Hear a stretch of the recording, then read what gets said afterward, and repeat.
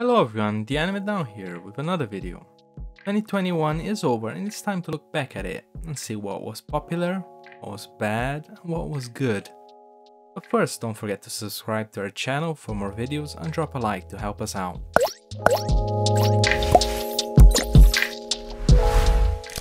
The best place to start is looking over anime community sites like MyAnimeList, AniList, and Reddit communities, and seeing what was most highly rated. So after looking at all that data, I made up this list of the most popular, the best, the worst, controversial, and of course some personal picks of mine. In regards to popularity, it is quite clear what were the most popular shows of the year. In no specific order they were. First, we have Mushoku Tensei, or Jobless Reincarnation. Jobless Reincarnation was already one of the most popular isekai, and isekai for the most part do reasonably well as anime. It was highly anticipated and a really good animation overall, and it did really deliver.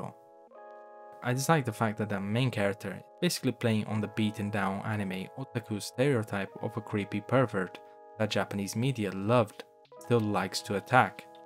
It's not a series for me, but it was a notable series in 2021. Next, we had Tokyo Revengers, which was a big surprise for me, since the animation was not great, and in the West they had problems with censorship due to the swastika imagery. The idea of someone with regrets getting a chance to redo his life is reminiscent of isekai, which I think might have been partially one of the reasons for its success. I personally did not enjoy it too much, however, it was a bit bland. Then we had 86, which was a hyped light novel anime adaptation, which was quite good actually. It had many production issues, which means the last 2 episodes of its second season will probably take some time to air, which is sad because overall it was an alright show. It's an interesting light novel and it's available in English, so I suggest starting to the original work for anyone that enjoyed the series. Next we had Komi-san. Komi-san was one of the series in my fall anime list. It was a decent adaptation of the original manga and it really captured the sweet slice of life story well. There's a second season coming in spring, and I'm looking forward to it. Now here are a few titles that had high ratings. Some of the popular stuff I just mentioned previously also had high ratings for the most part, but I didn't want to double up, so here are ones that were highly rated but not as explosive in popularity. The first one is Odd Taxi. Odd Taxi was an interesting show that went under the radar at the beginning, so much that I included it in my underrated anime video. It gained a lot more attention later on, mostly because it really managed to hook people into its story and characters, in a way that was different from the usual anime. In the end, it was a reasonably popular title, and quite successful. It also has a film version of the series coming in April, for those interested. Now we have Osama Ranking, the currently airing show. Osama Ranking was a title that I hyped up a lot, which I had my eyes on since 2020, when it was first announced. I knew the original work and it was a simple but well put together story with clear themes, and in charge of the animation was Wit Studio, which does stellar work, so the combination of those two means it would be a really good show. So in the end I think it has become quite popular and well rated, and it's a good show, so I'm happy for it. Now here are the series I left out because they were sequels. There were quite a few highly anticipated sequels in 2021 and most seem to have had good responses from the public. First off we had Slime. I do not watch Slime anymore, and the response to the season was somewhat lukewarm for the first part, but in the second one it picked up a bit. Mushoku Tensei put up a good challenge against Slime for the best isekai of the year, I would say. Next we had Shingeki no Kyojin, or Attack on Titan, with its final season, at least the first part. It came out and its responses were a bit mixed. The worst animation, as people saw it in comparison to the previous seasons, made people send a lot of grumbling complaints towards MAPPA, the studio that took up the animation from Studio. However, aside from those little complaints, the series is still probably one of the most popular anime ever in the West. Next we had Fruits Basket.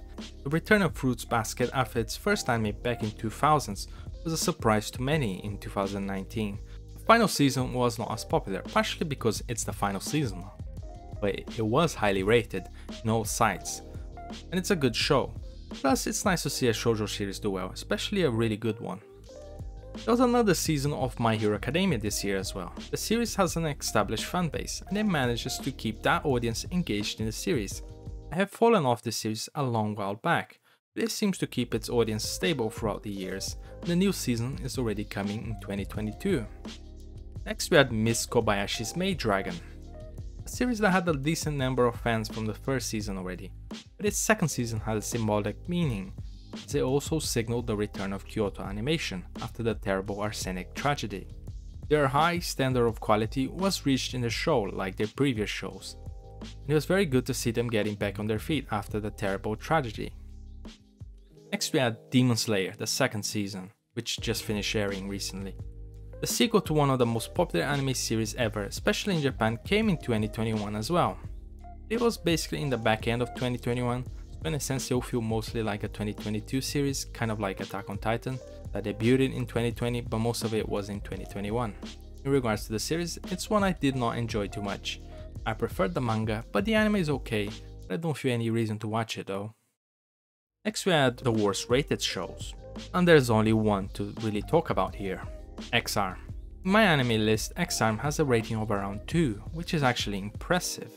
Obviously for the most part that is because of the terrible animation, which was meme-worthy. The production of the series was a total mess, and they added to a negative perception of the Crunchyroll Originals label. Crunchyroll productions have been a mixed bag, but the colossal failures were the ones where they actually took the burden of the production onto themselves.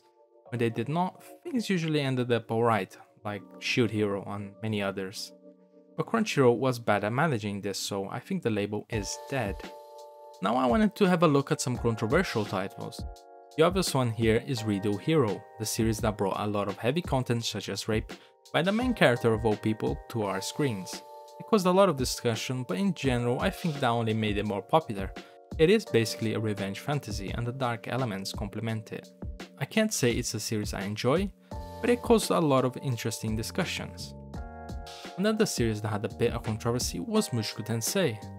That was mainly because of the pervertedness of the main character, especially when it was targeted at younger female characters. I dislike the aspect of the series to a certain extent, also because, like I previously mentioned, it's playing on the overtly negative anime otaku stereotype that became prevalent in the 90s. It is still strong after Miyazaku Tsuno's case, which led to a media craze against hardcore anime fans. For me, it's lazy character writing, and it's not really funny, but I don't think the controversy caused any negative effect on its popularity though. Now here are some anime that maybe were not highly rated by the populace or were very popular, but I personally enjoyed them. Super Cub for me was probably the best Yashikei healing series this year, better than even Yuru Camp, which might be a controversial take since Yuru Camp is an excellent Yashikei series. But Super Cub, like I previously explored in my video, has a story shaped for healing and its animation and composition work to enhance that healing power of the story. Another personal pick for me, but more so that I know it was bad but I enjoyed it, that series was Shinka no Mi. Shinka no Mi was my guilty pleasure of the year, or at least the one I have freshest in my mind. I do hold up that the original series is funny, at least for me, with its wacky, somewhat parody of isekai and the ever-present JRPG elements of it. The big problem in my eyes were the bad animation, overall poor production that brought down the series and made it look like a bad joke instead of a bad, funny joke. But what can you do? What's done is done. So that was the video guys, don't forget to drop a comment, leave a like, subscribe to the channel for more videos like this, and don't forget to visit our blog as well. Catch you guys later.